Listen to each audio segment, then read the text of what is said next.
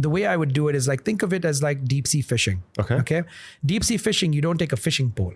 Deep sea fishing, you take a net. Okay. You go to a net.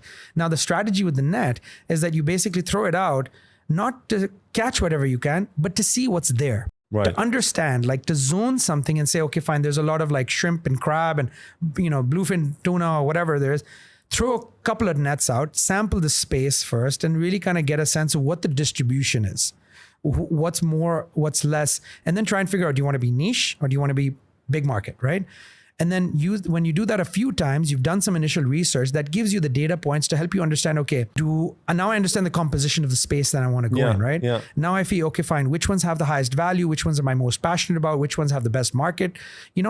Because each one has its own purpose, its own story. And you have to find a way to be able to connect. I said story, which is like my son pronounces R's as an R. It's really annoying. Anyway, it's him rubbing off on me.